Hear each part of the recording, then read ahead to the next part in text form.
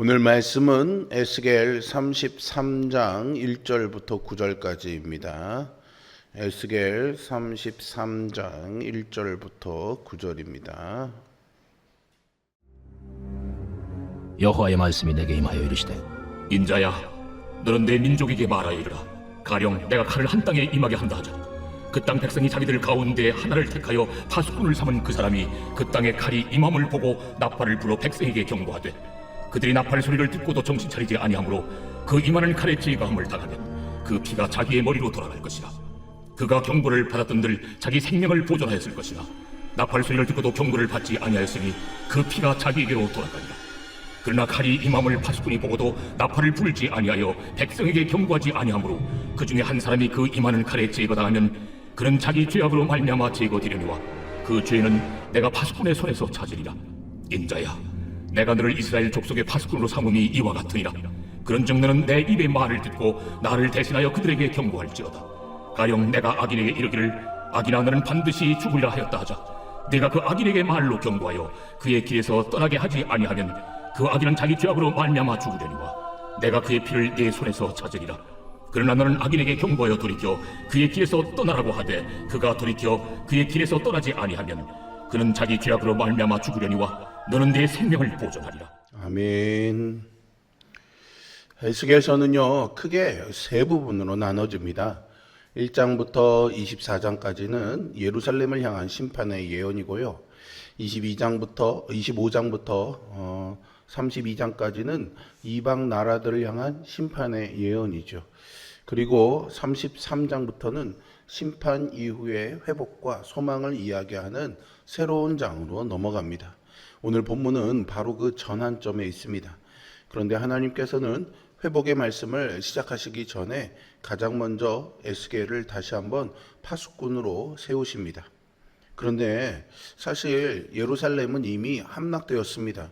백성들이 그렇게 믿었던 성전은 무너졌고 나라는 온통 폐허가 되어버리죠. 사람의 생각이라면은 이젠 너무 늦었다고 말할 것입니다. 이미 심판이 끝났는데 무슨 파수꾼이 더 필요할까요? 그러나 하나님의 생각은 다릅니다. 심판 이후에도 하나님의 말씀은 계속 선포되어야 하고 하나님의 백성은 계속 하나님의 음성을 들어야 합니다. 왜냐하면 하나님은 심판으로 끝내시는 분이 아니라 회복으로 이끄시는 분이기 때문이죠. 오늘 우리도 마찬가지입니다. 하나님께서는 모든 그리스도인들을 세상 가운데 영적인 파수꾼으로 세우셨습니다. 우리는 이 부르심 앞에서 어떤 자세를 가져야 할까요? 오늘 본문을 통해 하나님께서 우리에게 맡기신 파수꾼의 소명이 무엇인지, 그리고 그 소명 앞에서 우리는 어떻게 서야 할지 함께 살펴보려고 합니다. 하나님은 에스겔에게 당시 사람들이 너무나 잘 알고 있는 파수꾼의 역할을 22절과 3절에서 설명해 주십니다. 인자야, 너는 내 민족에게 말하여 이르라. 가령 내가 칼을 한 땅에 임하게 할 때 그 땅 백성이 자기 가운데에서 한 사람을 택하여 파수꾼을 삼은 그 사람이 그 칼이 그 땅에 임함을 보고 나팔을 불어 백성에게 경고하되 라고 하시죠. 파수꾼으로 번역된 히브리어는요 초페라는 단어를 쓰고 있습니다. 이 단어는 바라보다, 살피다, 지켜보다 라는 뜻을 가진 동사 차파에서 나온 말로요. 단순히 자리를 지키고 있는 사람이 아니라 눈을 부릅뜨고 먼 곳을 응시하는 사람을 가리킵니다. 고대 성읍은 높은 성벽으로 둘러싸여 있었습니다. 그리고 성벽 위에는 항상 파수꾼이 서 있었죠. 파수꾼은 누구보다 적의 움직임을 먼저 살펴보는 사람이었습니다. 라기스나 예루살렘 같은 성읍의 발굴 결과에서도 성문 옆에 세워진 망대의 흔적을 확인할 수 있었는데요. 이것은 파수꾼의 임무가 그 성읍 전체의 생사를 좌우하는 중대한 자리였음을 보여줍니다. 적군이 다가오는 것을 발견하면 가장 먼저 해야 할 일은 싸우는 일이 아니라 나팔을 부는 것이었습니다. 본문에서 나팔을 불다라는 말은 강하게 울려 퍼지도록 나팔을 불어서 공동체 전체를 깨우는 행동을 의미합니다. 즉 사람들을 놀라게 하더라도 반드시 위험을 알리는 행위였지요. 평화로운 일상을 보내던 사람들에게 갑자기 울려 퍼지는 나팔 소리는 절대 반가운 소리는 아니었을 것입니다. 사람들은 하던 일을 멈춰야 했고요. 두려움을 느껴야 했고 급히 피난을 준비해야 했습니다. 그러나 그 불편한 소리가 결국은 생명을 살리는 소리였습니다. 이미 심판이 결정된 상황이라면 굳이 파수꾼을 세워 불편한 소리를 내게 하실 필요가 없었을지도 모릅니다. 그러나 하나님은 끝까지 침묵하지 않으셨습니다. 오늘날도 마찬가지입니다. 하나님의 말씀은 때때로 우리의 삶을 불편하게 만듭니다. 죄를 지적하시고 회개를 요구하시며 잘못된 길에서 돌이키라고 말씀하시죠.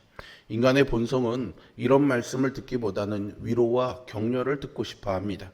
그러나 하나님은 우리의 기분보다 우리의 생명을 더 사랑하시죠.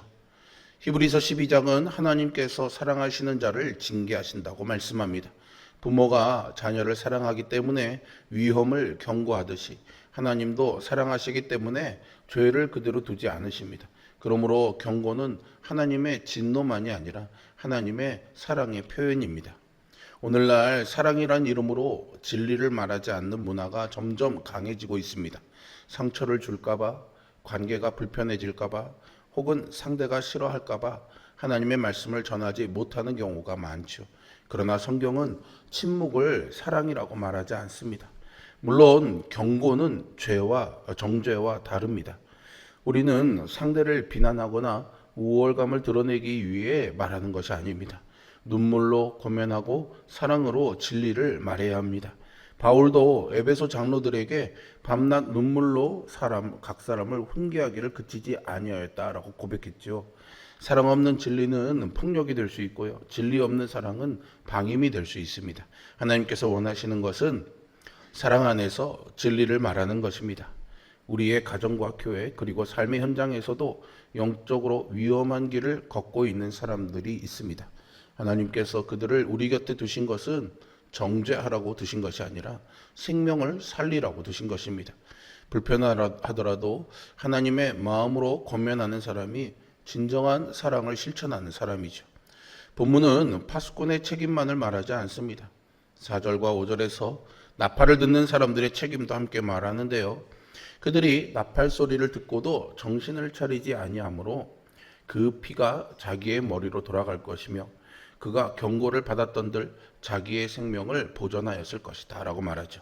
여기서 정신을 차리지 아니하였다라는 말은 단순히 듣지 않았다는 뜻의 수준이 아니라 주의를 기울이지 않고 경고를 무시하며 삶을 바꾸지 않았다라는 의미를 담고 있습니다. 즉 고의성이 있었다라는 거죠.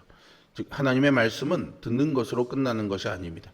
반드시 삶의 방향을 바꾸는 반응이 따라야 하는 것이죠.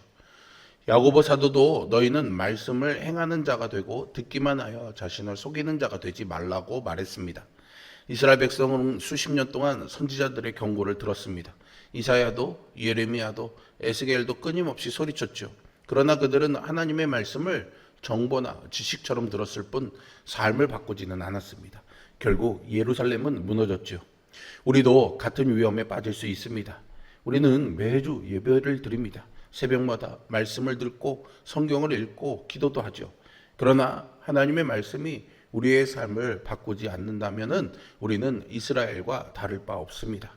하나님의 말씀을 들은 후에도 용서하지 않고 여전히 미움을 붙잡고 있으며 죄를 끊지 않고 순종을 미루고 있다면 우리는 말씀을 듣고도 반응하지 않는 사람일 수 있습니다. 복음은 단순한 지식이 아닙니다.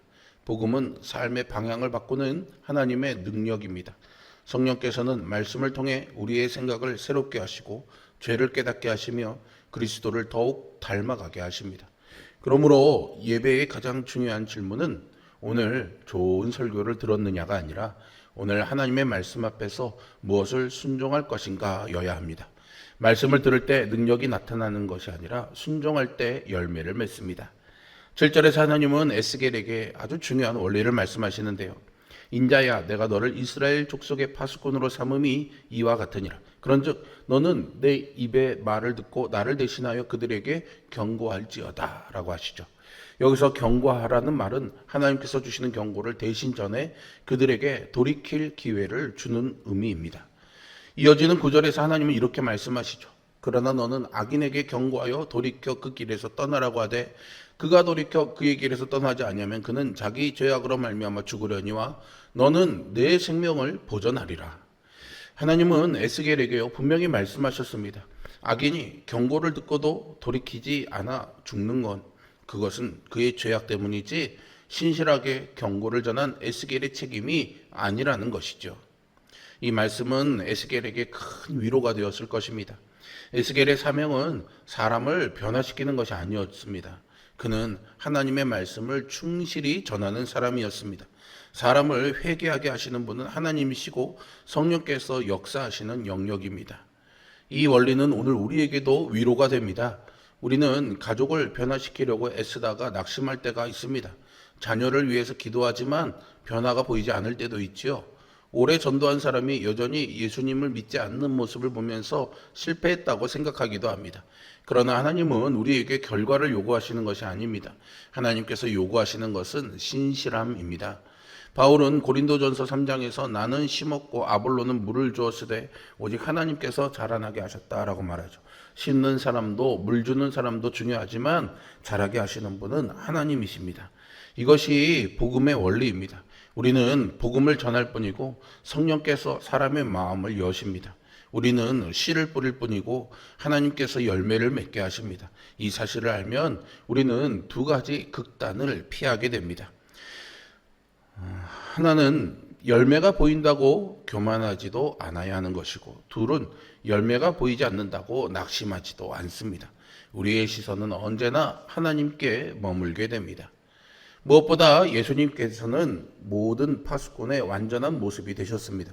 구약의 파수꾼은 위험을 알리는 사람이었지만 예수님은 위험을 알리실 뿐만 아니라 친히 우리의 구원이 되어주셨습니다. 죄와 심판을 경고하셨을 뿐만 아니라 십자가에서 우리의 죄를 대신 담당하심으로 누구든지 그를 믿는 자마다 멸망하지 않고 영생을 얻게 하셨죠. 또한 부활하신 주님은 제자들에게 너희는 온 천하에 다니며 만민에게 복음을 전하라고 명령하셨습니다.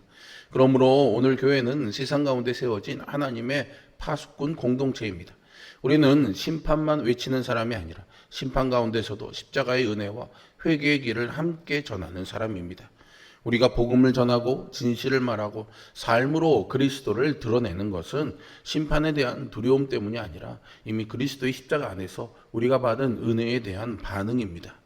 우리는 무언가를 얻기 위해 파수꾼의 자리에 서는 것이 아니라 이미 은혜를 받은 사람으로서 그 은혜를 나누기 위해 그 자리에 서는 것입니다.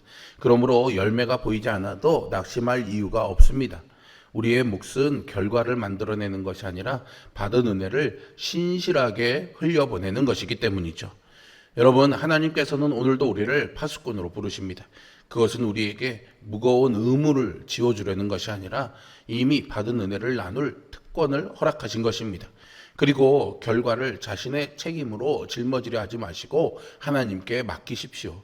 하나님께서 우리에게 요구하시는 것은 화려한 성과가 아니라 끝까지 말씀을 붙들고 순종하는 신실함입니다. 오늘 이 새벽 하나님의 음성 앞에 먼저 엎드리고 하나님의 마음으로 사람들을 사랑하며 맡겨진 자리에서 복음을 신실하게 전하며 살아가는 파수꾼 되는 우리 모두가 될 수 있기를 주님의 이름으로 축복합니다. 기도하겠습니다. 사랑과 은혜가 풍성하신 아버지 하나님, 오늘 하나님께서 우리에게 새로운 소명을 주셨음을 다시 한번 이 말씀을 깨닫게 하시니 감사와 찬양 올려드립니다. 하나님이 주신 은혜를 가지고 그 은혜를 신실하게 흘려보내는 파수꾼의 역할을 잘 감당하는 우리 모두가 되게 하여 주시옵소서. 나팔을 불어할 때 침묵하지 말게 하여 주시고 용기 내어 사람들이 불편하게 여기더라도 사랑과 진리를 가지고 겸손하게 나팔을 불 줄 아는 우리들이 되게 하여 주시고 그 결과는 하나님께 맡기고 우리는 오로지 말씀에 신실하게 순종하여 살아가는 삶을 살게 하여 주시옵소서. 오늘 청소년교회 수련의 마지막 날입니다. 마지막 마무리와 돌아오는 발걸음까지 하나님께서 붙잡아 주시고 은혜로 인도하여 주시옵소서. 예수 그리스도의 이름으로 기도합니다. 아멘.